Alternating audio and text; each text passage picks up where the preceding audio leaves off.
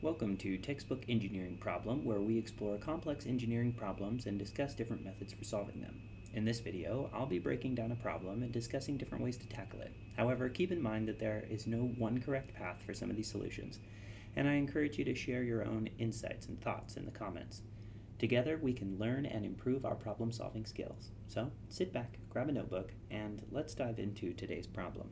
Today we're working out of Elementary Principles of Chemical Processes 3rd edition, and we're doing problem number 3.53.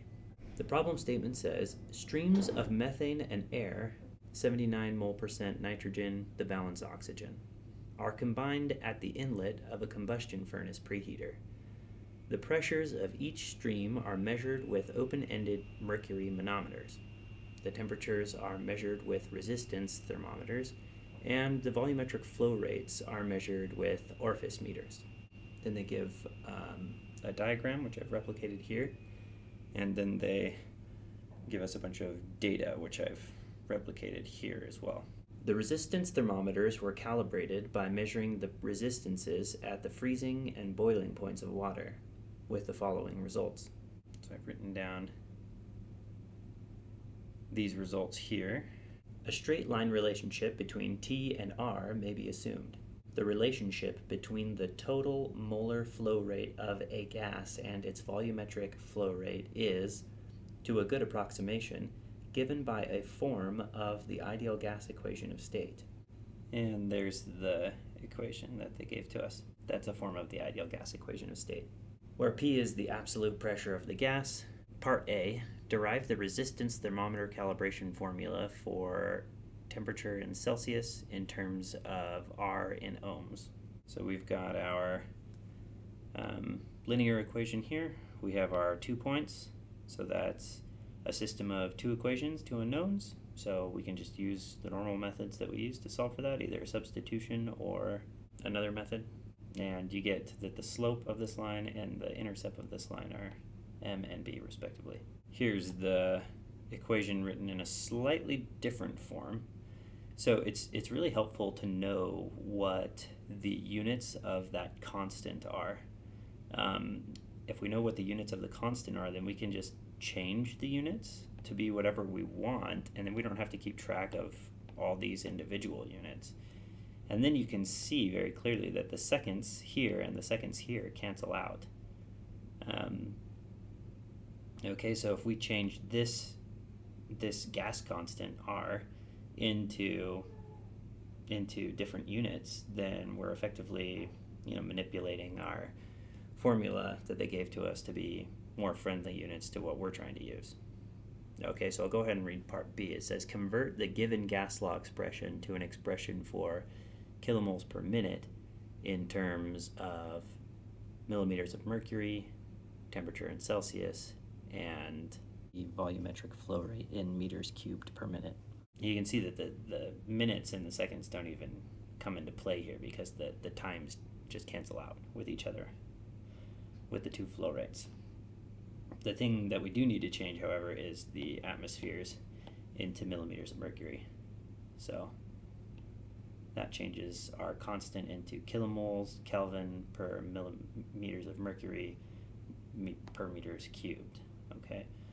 Then we can also convert our Celsius into Kelvin. That's pretty easily done. So we just substitute our Celsius to Kelvin equation into this section for T.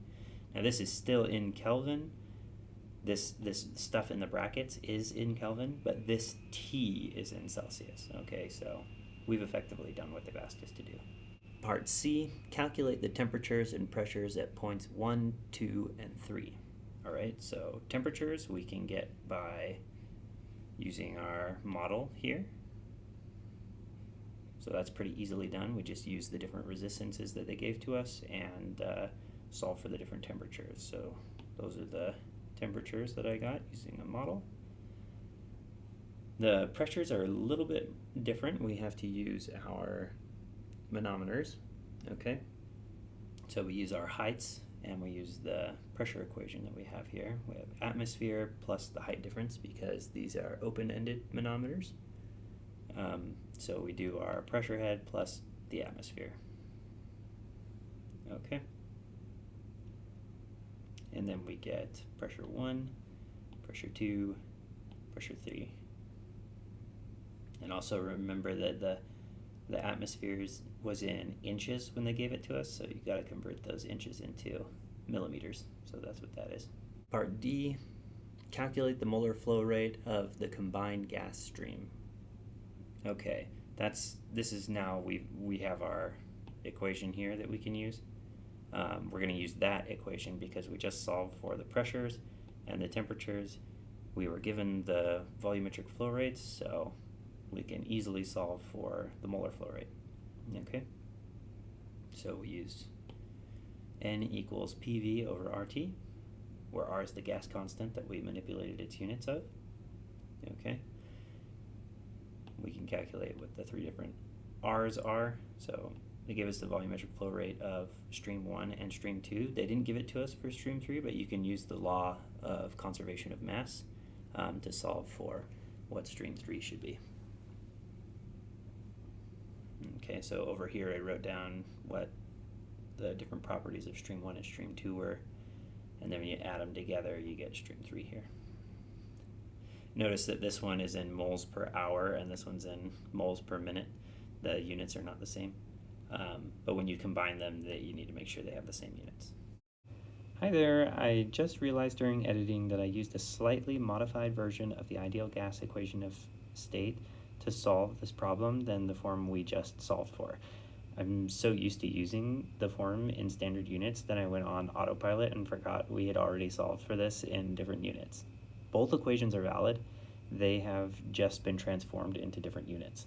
The important part to remember here is to keep track of your units and unit conversions. Write down all the steps you're taking and don't forget to check your answer to make sure it makes sense after you finish. All right, let's get back into it. Okay, then part E, it says calculate the reading of the flow meter in stream 3 in meters cubed per minute. Okay, so now we use the reverse since we used this equation in order to solve for the molar flow rate of stream 3 and they didn't give us the volumetric flow rate. Well, now we can just rearrange our equation and solve for the volumetric flow rate instead. Okay, and then we get that the volumetric flow rate is this. Just make sure you do all the proper unit conversions here. Okay, and part F, calculate the total mass flow rate and the mass fraction of the methane at 0.3. We know that the total amount of methane going in, we already calculated where that is because we knew that stream 1 is pure methane. We know that stream 2 is pure air. Okay, so by the law of conservation of mass, we just need to do our mass balance here and calculate what the masses are of each stream and then combine them like we did with the moles for stream 3, and then we can calculate what the mass fraction is, not the mole fraction. Okay, so we'll use our molecular weights in order to calculate the mass instead of the moles. Okay, so here's mass 1 and mass 2. We're using our molecular weights and converting these into kilograms instead of moles. Put them in the same units. Then I'm combining them just by adding them together. Law of conservation of mass here. And then the mass fraction is the mass of the amount of methane in stream 3, which is the same as stream 1, and then divide that by the total mass of stream 3. Okay, and you get this mass fraction. All right, well, that is it for problem number 3.53. Thank you for watching, and I hope you found this video helpful in your problem-solving journey. Remember, there are other routes you can take to arrive at the same correct answer, and I encourage you to leave a comment with any additional insights or questions you may have. Also, if you have any specific engineering problems you would like me to cover, please let me know in the comments. Your feedback is valuable, and I look forward to continuing the conversation with you. Don't forget to like and subscribe for more engineering problem-solving videos. Thanks again, and I'll see you in the next video.